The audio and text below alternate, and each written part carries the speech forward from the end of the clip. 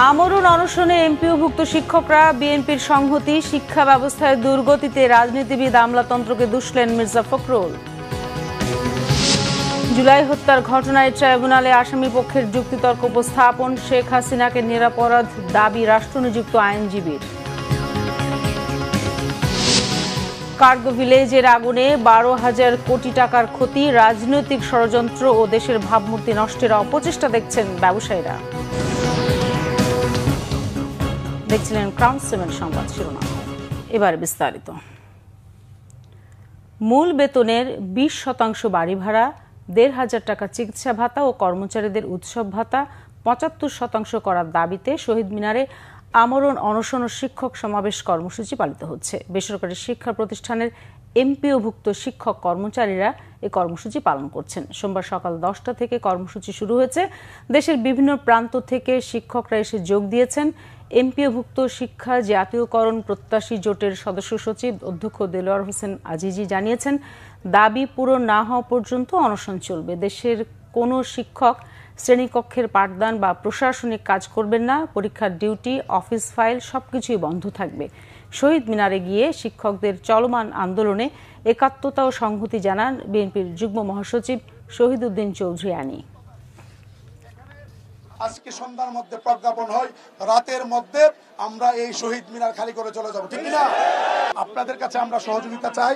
আমাদের আস্থা আছে মহাসচিবের উপর, আপনাদের উপর। আশা করি আপনারা আমাদের এই ন্যায্য দাবির ব্যাপারে শক্ত অবস্থান নিয়ে আমাদের দাবি আদায়ের ব্যাপারে আপনারা অত্যন্ত শক্ত ভূমিকা রাখবেন।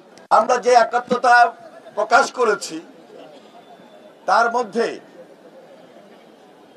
শিক্ষকদের ন্যায্য দাবি,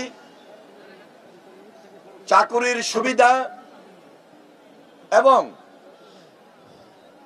রাষ্ট্রীয় নিরাপত্তা, এই বিষয়টিকে আমরা সবচেয়ে বেশি গুরুত্ব দিয়েছি।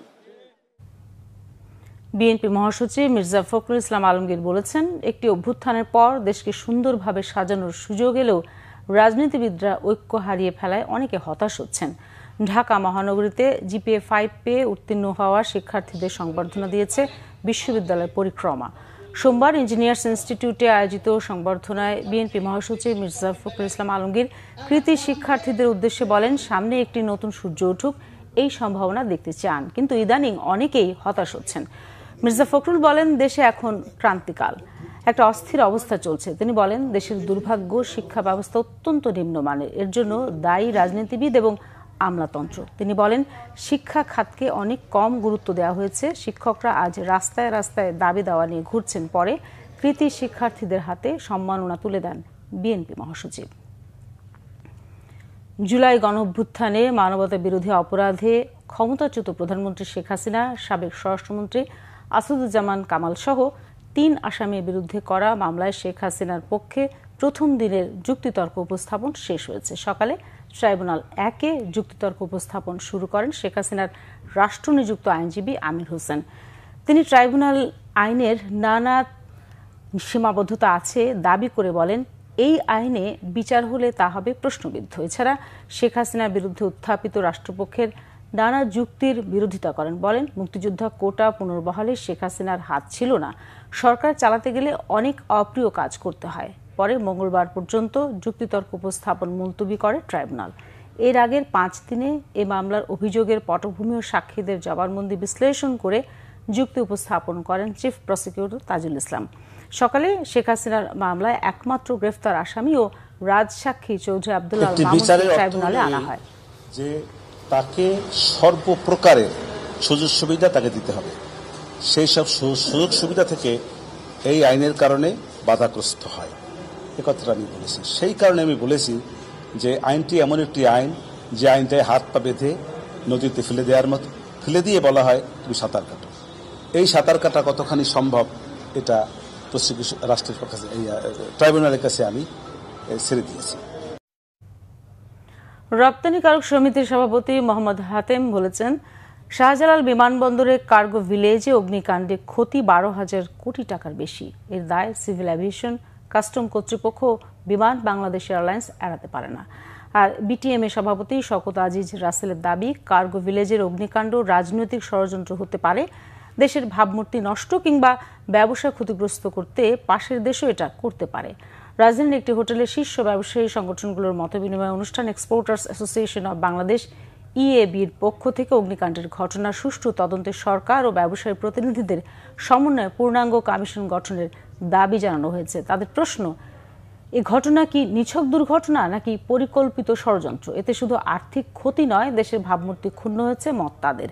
কার্গো ভিলেজের আগুনে শুধু ওষুধ শিল্পের অন্তত 200 কোটি টাকার কাঁচামাল পুড়ে গেছে, চামড়া শিল্পের 12 কোটি আর রপ্তানি খাতের অ্যাক্সেসরিজ পণ্যের 23 কোটি টাকা ক্ষতি হয় বলে জানান ব্যবসায়ীরা। এই সময় বিটিএম এর সভাপতি জানান, কার্গো ভিলেজের অগ্নিকাণ্ডের ঘটনা কারখানায় হলে মালিককে ধরে নিয়ে যেত সরকার, তাই যাদের অবহেলায় অগ্নিকাণ্ড হয়েছে তাদের আইনের আওতায় আনা উচিত। বাহির থেকে ফায়ার সার্ভিসের গাড়ি আসলো, তাদের প্রবেশে বিলম্ব হলো কেন? এর জন্য দায়ী কারা? ভবিষ্যতে এ ধরনের ঘটনার দায় কেউ যেন এড়াতে না পারে, সেই জন্য দায়িত্ব অবহেলার শাস্তি কি হবে? আমরা মনে করি এসব প্রশ্নের উত্তর খুঁজে বের করতে সরকারের পক্ষ থেকে অবিলম্বে একটি স্বচ্ছ ও কার্যকর তদন্ত করা অত্যন্ত জরুরি। এভাবে যদি ক্রমশ ফ্যাক্টরি পরের পর অগ্নিকাণ্ড হয়, হইতে হইতে শেষ পর্যন্ত একটা আন্তর্জাতিক বিমানবন্দরে হয়, আপনারা চিন্তা করেন আন্তর্জাতিকভাবে আমাদের ভাবমূর্তি কোথায় যাবে। নির্বাচন কমিশন সচিব আখতার আহমেদ বলেছেন, বর্তমানে নির্বাচনী পরিবেশ বজায় আছে। নির্বাচনের সময়ে 8 দিন আইনশৃঙ্খলা বাহিনী মাঠে থাকবে। সোমবার সকালে আগারগাঁওয়ে নির্বাচন ভবনে এক মতবিনিময় সভা শেষে তিনি কথা বলেন। ভোট প্রস্তুতির মধ্যে আইনশৃঙ্খলা বাহিনীর শীর্ষ ব্যক্তিদের নিয়ে প্রধান নির্বাচন কমিশনার এএমএম নাসির উদ্দিনের নেতৃত্বে ইসি সকালে বৈঠকে বসে।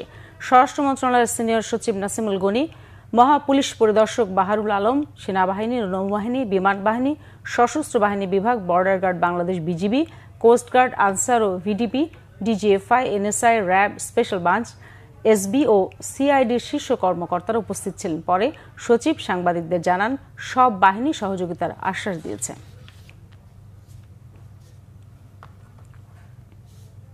আন্তর্জাতিক প্রসঙ্গ, যুদ্ধবিরতি চুক্তির 1 সপ্তাহ পার হতেই আবারও গাজায় জোরালো হামলা শুরু করেছে ইসরায়েলি বাহিনী। রবিবার সন্ধ্যার পর ভূখণ্ডটির বিভিন্ন স্থানে অন্তত 20টি বোমা হামলা চালিয়েছে তারা। হত্যা করেছে অন্তত 40 ফিলিস্তিনিকে। 10 দিনে নিহত ফিলিস্তিনির সংখ্যা ছাড়িয়েছে 97 জনে। রবিবার খান ইউনিসের পশ্চিমের আল মাওয়াসি এলাকায় বাস্তুচ্যুতদের লক্ষ্য করে নেতানিয়াহু বাহিনী বোমা হামলা চালায়। এতে বেশ কয়েকজন হতাহত হয়। হামলা হয়েছে আজ জাওয়াইদায়।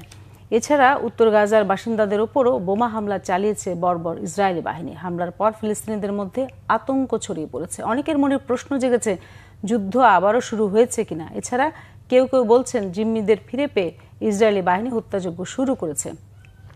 হামাসের দাবি, তারা যুদ্ধবিরতি চুক্তি মেনে চললেও ইসরায়েল তা বারবার লঙ্ঘন করছে। ইসরায়েলি হামলার পরও মার্কিন প্রেসিডেন্ট ডোনাল্ড ট্রাম্প বলছেন, গাজায় এখনও কার্যকর আছে যুদ্ধবিরতি। এদিকে মিশরের সাথে রাফা সীমান্ত ক্রসিং সহ অন্যান্য ত্রাণ সরবরাহের স্থান বন্ধ রেখেছে ইসরায়েলি বাহিনী। এতে গাজায় আবারও দুর্ভোগ বাড়তে শুরু করেছে। দর্শক, এই ছিল এখনকার মতো। পরের সংবাদ সন্ধ্যা 6টায়। এর আগে 5টায় রয়েছে নিউজ টপ 10 দেখার আমন্ত্রণ রইল।